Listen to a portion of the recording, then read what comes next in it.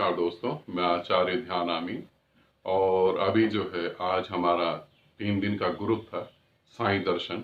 वो साईं दर्शन का group complete हुआ है। उसमें कुछ साधक के अनुभव हैं जहाँ थोड़ी सी कंफ्यूजन भी हो सकती है, थोड़ा सा हमें चीज़ों को समझना पड़ेगा। तो उस ग्रुप में से कुछ साधकों की यहाँ पे मैं ऑडियो दे रहा हूँ। तो यहाँ पहले एक साधिका की ऑडियो दे रहा हूँ कि उन्होंने जो बताया है और उनको क्या चीज़ को समझना चाहिए, तब वो दर्शन जो है, साईं दर्शन जो है वो कंप्लीट हो जाएंगे। तो आप ऑडियो सुन ले पहले। नमस्ते गुरुजी, चरण स्पर्श।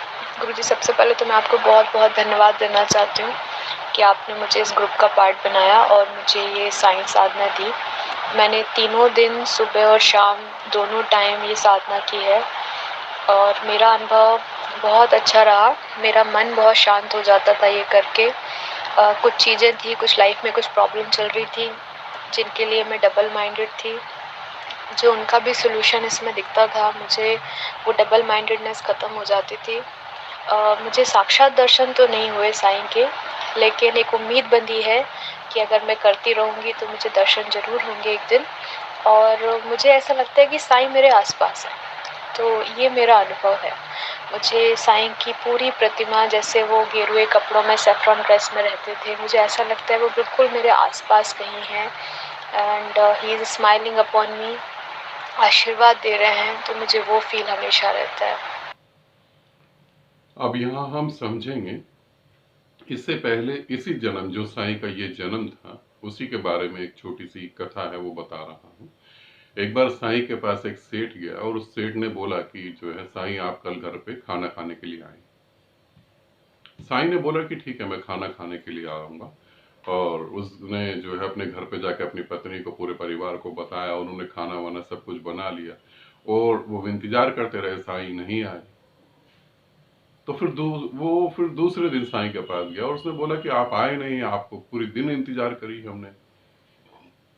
साईं ने मुस्कुरा के कहा, मैं आया तो था, तुमने मुझे पहचाना ही नहीं।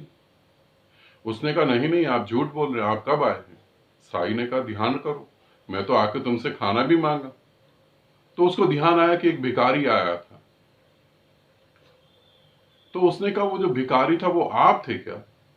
साईं मुस्कुराए। साईं ने कहा, और क्या, मेरे तो हजारों रूप हैं, मैं किसी भी रूप में आ सकता हूं। इसको समझें। साईं को वो आदमी साईं को क्यों नहीं साक्षात देख पाया?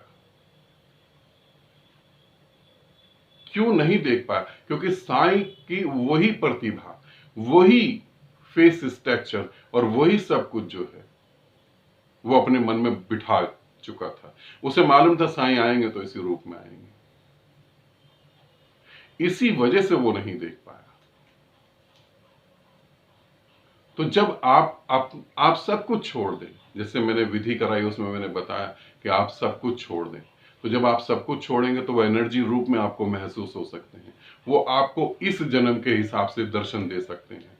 वो आपको अपने पिछले जन्म जो साईं ने लिया था उस हिसाब से आपको दर्शन दे सकते हैं। वो किसी भी रूप में आपको दर्शन दे सकते हैं, क्योंकि जो बताया है, जो आपको विधि बताई गई है, वो विधि ऐसा नहीं है। आप अगर साईं से जुड़े हुए हैं, आप अगर साईं के वहां जाते भी हैं, साईं कीर्तन, साईं संध्या सब कुछ करवाते होंगे, मगर ये मेथड आपको नहीं पता होगा, क्योंकि ये मेथड जो है वो इस सदी का है ही नहीं। ये मेथड बहुत सालों पहले, कई सौ साल पहले तैयार करा गया था। कई सौ साल पहले ही मेथड बना दिया गया था। साईं का नाम साईं भी पहले ही रख दिया गया था, क्योंकि जब साईं का नाम सुदर्शन था तो सब उन्होंने पूछा गुरु ने कि तुम कैसे सबके दुख दूर करोगे? पूरी पृथ्वी तो जाति में बटी हुई है, पूरी पृथ्वी जाति में बटी है। तब उन्होंने बोला था कि मैं एक ऐसा नाम चुन लूंगा जो सभी जातियों में फिट बैठ जाएगा, सभी जातियों को वो कंप्लीट कर देगा। वहीं से ये नामकरण हुआ था। उस तरीके से सारी चीजें चलती हैं। तो विधि भी जो आप आज जो विधि को कर रहे हैं, ये बहुत पुरानी विधि है, जिसका जिक्र अब तो साईं के किसी शास्त्र में भी नहीं होगा। तो साईं आपको महसूस हुए, साईं आपको दिखे नहीं, आपके आसपास में 101% साईं आपके आसपास में ही है। तो जो आपके साथ हुआ, आपका डबल माइंडेड जो था, वो आपको आंसर मिल गए, वो सिर्फ उनके आशीर्वाद से ही हो रहा है। तो आपने जो 3 दिन मेहनत करी, वो मेहनत आपकी सफल हुई। आप आनंदित हो कि आप उनको महसूस कर सके। और हमेशा ध्यान रखें, साइंस से जुड़े हुए जितने भी व्यक्ति हैं, जिन्होंने विधि करी हो या नहीं करी हो, मेरे साथ जुड़े हो या नहीं जुड़े हो, वो सभी ध्यान रखें, अनंत अनंत रूप होते हैं।